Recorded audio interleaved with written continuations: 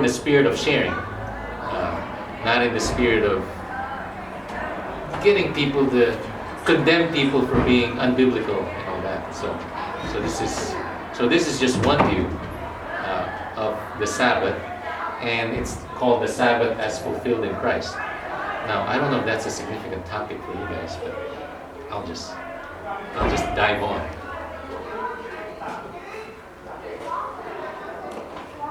Wow, things are kind of going on nowadays, which is good. Thank you for this. Which is good. So all right. So the relevant Old Testament passage. We have Pastor Eden's here. It says, "Remember the Sabbath day to keep it holy. 6 days you shall labor and do all your work, but the seventh day is a Sabbath to the Lord your God. On it you shall not do any work, you or your son or your daughter, your male servant, your female servant, or your livestock, or the sojourner who is within your gates. For in 6 days the Lord made heaven and earth, the sea and all that is in them, and rested on the seventh day. Therefore the Lord blessed the Sabbath day and made it holy." So that's the main significant passage about the Sabbath. The stuff I'm doing here, I actually have sources, so I want to acknowledge that. One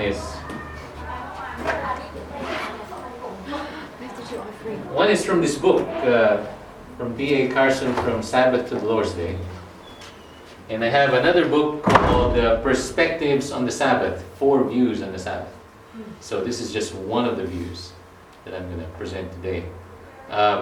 And the author who I've primarily read for this, his name is Craig Blomberg, a New Testament scholar. And he's right in saying, that commandment is the longest, but it's also the most controversial. Because people wonder, is the Sabbath just for Israel? Or does the Christians, can they transfer the 7th day's rest to Sunday instead of the Sabbath? Because Sabbath for the Jews is what? Saturday. So why did Christians do Sunday? And why is it transferred to that? And can we also justify worshiping on the Sabbath when the original commandment says nothing about worship? And worship is not rest. And the pastors, we don't rest on the Sabbath. We work. So anyway, so those are some interesting thoughts and questions. So hopefully it relates in some way to your life. But I have a lot of charts, but I'm not going to try to go through them. So I'm going to proceed on. Nat, did you have a question? I saw your... No, I think I heard something that has to do with Jesus down the cross. The shift from Saturday to Sunday. Okay. All right. So we will go there. But first, let's go to the Old Testament. Sabbath appears 4 chapters before the law. Because some people may say the law, when Moses received the law from God, that's when the Sabbath started. But actually, it appears even before that. In Exodus 16, it asks to collect a double portion on the 6th day, so they don't have to collect anything for the Sabbath. So it's before the law, and it needs to be followed. But some people might say, but circumcision began earlier than the law too, in Genesis. But it does not need to be carried out by us, by New Testament people. And then in Deuteronomy 5, it says the motive for observing the Sabbath is so that Israel will remember that God brought them out of Egypt. So some people will say again, well, that means it's just for the Jews. But what do people in the New Testament say? They say, believers, we are spiritual descendants of Israel. So people just go back and forth, because it's a controversial topic. What do we do with that? And how did we end up this way, celebrating the Lord's Day instead? So, still going back to the Old Testament, there's actually 100 references to the Sabbath, so it's very significant. It's not a minor thing to them. The practice was very central. And the law as a whole, it was eternal, viewed as immutable or not changing. It doesn't change. It's perfect and delightful. So the Sabbath command is very important. We just can't sweep it under the rug. But nowadays, only a tiny minority of Christians believe that they should practice the Jewish Sabbath. Only Jewish Christians or Messianic or congregations attempt to even reconstruct how the Jews celebrated or how they worshiped during the Sabbath. Although the Old Testament is actually silent on these practices, they don't know for sure if it began before Christians or so the documentation isn't that great on the matter. Well, you can always tell me if there's. I thought you would go to Genesis chapter 2, verse 2. I know about that too. So yeah, so I'm not gonna. For this we won't, but it Oh, will. really? But that is relevant. Revelation. What the author is saying, if all we had were the Old Testament, we can never guess that the day of rest would also become the day of worship. I'm going to skip that second part. That's just the period where, in between the Old and New Testaments, the intertestamental period, that's the time when there was development as to what can you celebrate on the Sabbath, what's involved, and the synagogue came about during that period, which became the foundation for worship. So anyway, so now I'm going to go through just, I'm just going to present how did it became from there to now, as a first pass, like what happened. In the first 3 centuries, believers actually did not have freedom to rest from work on the Sabbath, which is the last day of the week, or any other day with consistency.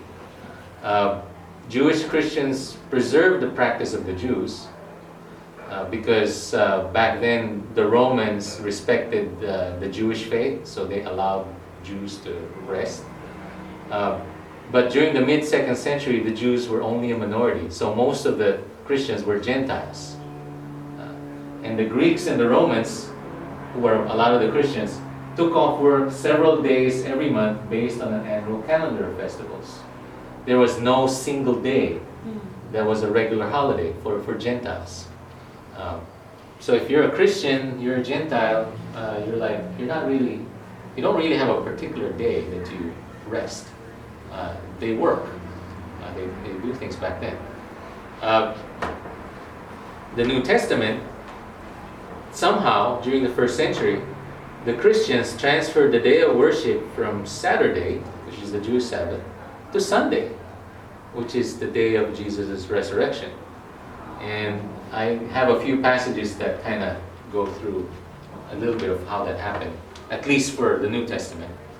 It says in Acts 20, on the first day of the week, when we gathered together to break bread, Paul talked with them, intending to depart on the next day, and he prolonged his speech until midnight. And when Paul had gone up and had broken bread and eaten, he conversed with them a long time until daybreak, and so departed. On the first day of the week, they came together to break bread in Troas, and the church back then already had a lot of Gentiles. And the service was after dark on Sunday, or for the Jews it could be Saturday evening.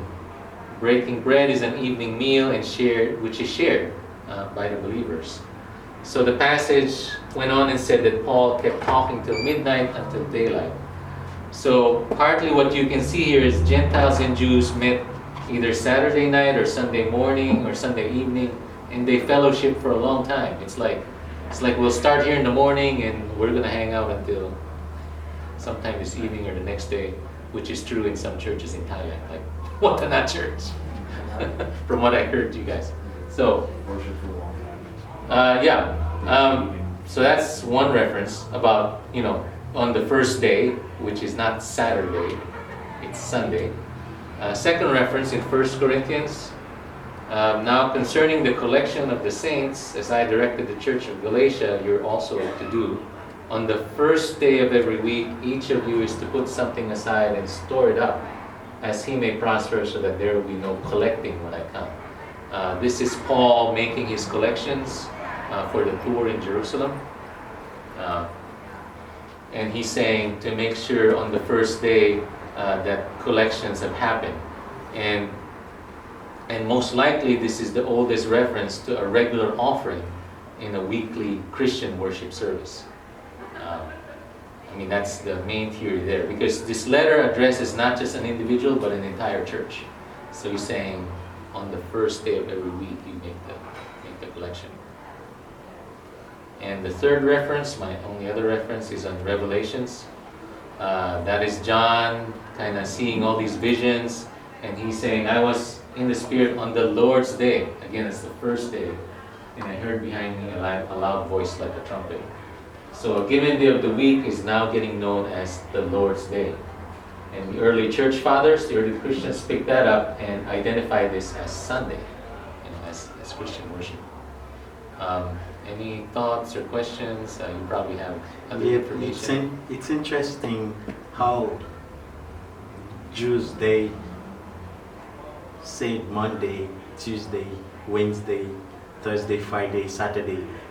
They did not have a particular word for it. How they said it back in those days. First day after the Sabbath.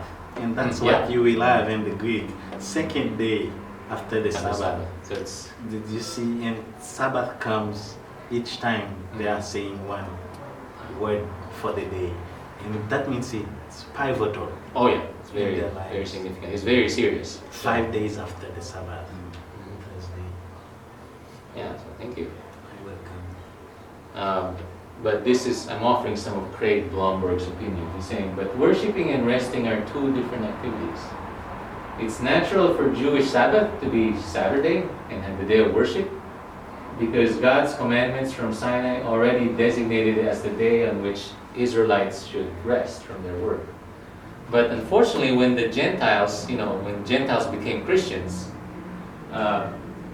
they didn't have the opportunity to refrain from work, because they didn't have a special holiday for them at that point. So the rest and worship, in a way, became separated very early in the church. So I'm now going to go through more Sabbath history in my hope that it's a little bit interesting. So during the first 4 centuries, when I said patristic writers, it just means priests or pastors from the first 4 centuries. They said, if you're going to enforce Sabbath 1 day a week, it's called Judaizing. It means you're trying to make the Christians Jews, and that's bad. You shouldn't do that. You shouldn't force Christians to be circumcised, because that's not how you were saved. You shouldn't force people to attend or do the Sabbath, because it's a danger for salvation, because salvation is just by faith, grace through faith. Ignatius in 110, it says, if we live according to the Jewish law, then we have not received grace. We shouldn't be doing this, because otherwise it's not grace. You no longer observe the Sabbath, but live in observance of the Lord's Day, which is Sunday. So you can see the thought that's kicking in. Justin Martyr, AD 170, the new law means a perpetual Sabbath. They made it more spiritual. The Sabbath is not a day, but it's an attitude, it's a mindset that you are to repent and live morally every day. So Sabbath is like circumcision too, in that it's already done. You don't have to practice it, even if it is crucial to the Old Testament law. Origen, 70 years later, said it's meant to keep every day holy and not just one special day. Because why would you, if you think about it, why have one special day when wouldn't the Lord mean for us to keep holy every day? So why even have that one day? So I'm just saying part of the opinions here. Constantine actually legalized Sunday worship in the 4th century. That became more and more concrete. In Athanasius says that Sabbath was the end of the first creation, and the Lord's Day was the beginning of the second creation. So God renewed and restored the old, and the Lord's Day is the memorial of the new. So so Sabbath is just a memorial of the first creation when God created the earth. While the Lord's Day is for Christians, the new creation. I have more and more stuff here, but I'm going to skip a few things. in 363, again, Christians must not Judaize or force people to do Jewish things, but must work on that day. Jerome says, even as Sunday morning is freed up, believers resume to normal work for the rest of the day after the service. So it's just saying, what Sabbath? We're going to be doing this Lord's Day. And then in the Holy Roman Empire, Sunday eventually became a holiday. That's the point where Christians can now not work. Like the world today, right? Sunday isn't a day of work normally for people. So in a way, that's sort of where it started. So now you can not work on the first day. And in 386, Theodosius said all litigation, theatrical and circus performance, you can't do that, businesses are closed. Augustine said the Sabbath commandment is about, again, it's a demeanor in your life and not the rest in one day out of 7. And then in the 8th century, the Sunday sort of became like the Christian Sabbath suddenly, It was a separate day, but now he's saying, no, that's actually the Christian Sabbath. But neither in the Bible nor in the first 600 years of church tradition is rest a mandate for Christian behavior on Sunday, ever promoted unambiguously. So it was not, it gradually just became that. And my point in the end is Sabbath means cessation from labor, but the first day of the week means for worship, and you can't interchange that. I should skip more and more of that because these are more and more details. Let's go to something a bit more. It's still not current, but it's the Reformation, so it's applicable for us. So Luther said Christians should rest and worship one day in 7. Did not matter which day. The Jewish holy day, the Sabbath, that's abolished, and another day is appointed. And he's saying the observance of just one day is actually, superstition. So you should be doing that. In our second Helvetic Confession, the Lord's Day is voluntary, like Sunday is voluntary. The Lord's Day set aside for holy rest, preserved for worship and love. And again, one day is not holier than the rest. And it's a free and voluntary observance. So you can see other different things going on. And then sometime in the mid-1600s, the Puritans. So out came about what's called Sabbatarianism, which means now you're gonna make sure things like work are prohibited in doing. It rose in the mid-1600s in the Church of England. So the government even legislated what you can or can't do during Sunday. So in a way it became, I'm saying